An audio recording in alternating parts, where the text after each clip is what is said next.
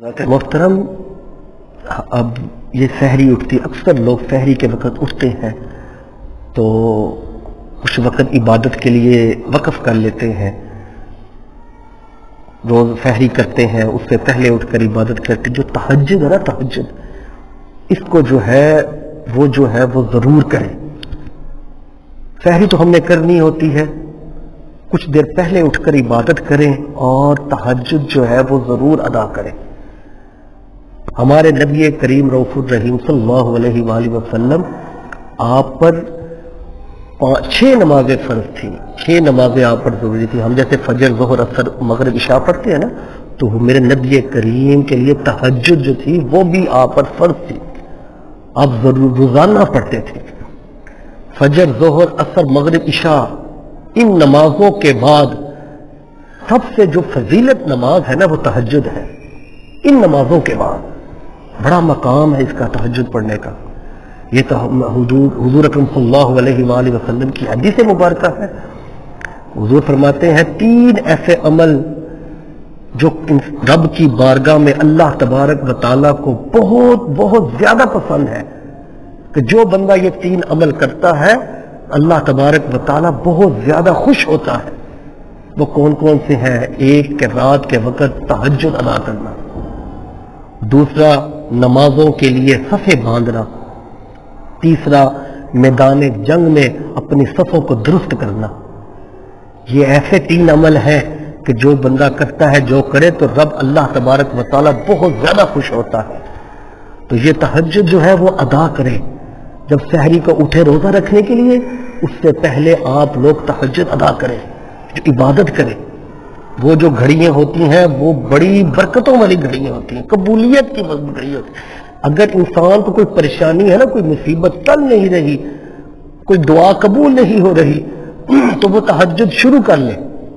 تہجد ادا کرنا اس کو معمول بنا لے، روزانہ تہجد ادا کرے اور دعا کرے، اللہ تبارک و تعالیٰ اس کی مشکل کو بھی دور کر دیتا ہے، اس کی دعا جو ہے وہ بھی قبول کر لیتا ہے۔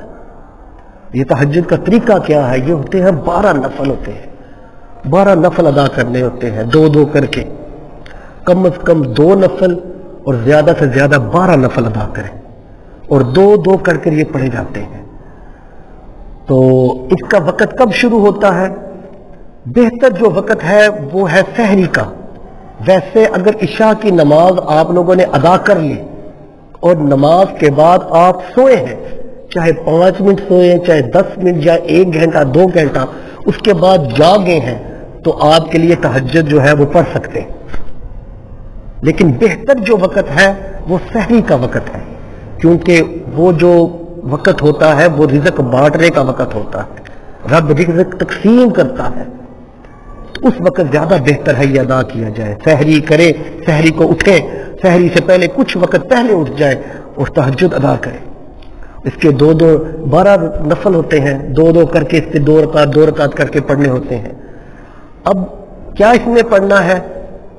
یہ بھی ہوتا ہے سوال، کیا پڑھنا ہے جی؟ پہلے جیسے سبحانک اللہ پڑھی جائے، الحمد پڑھی جائے، اس کے بعد کوئی صورت ملا لے، پھر رکوع سجود کرے، دوسری رکعت میں کھڑے ہو جائے، الحمد پڑھے، اس کے بعد کوئی صورت ملا لے، اور جو ہے وہ 2 رکعت جو ہے وہ تہجد کے ادا ہو جائے۔ نیت کر لے کہ میں نیت کر رہا ہوں تہجد کی۔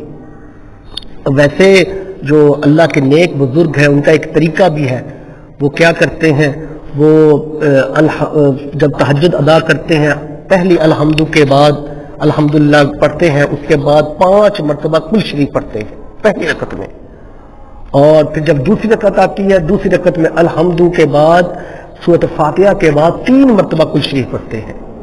یہ اکثر جو اللہ کے ولی نیک لوگ ہیں وہ یہ وظیفہ کرتے ہیں، یہ ان کا طریقہ کار ہے، ان کا یہ طریقہ کار یہ تہجد ادا کرنے کا۔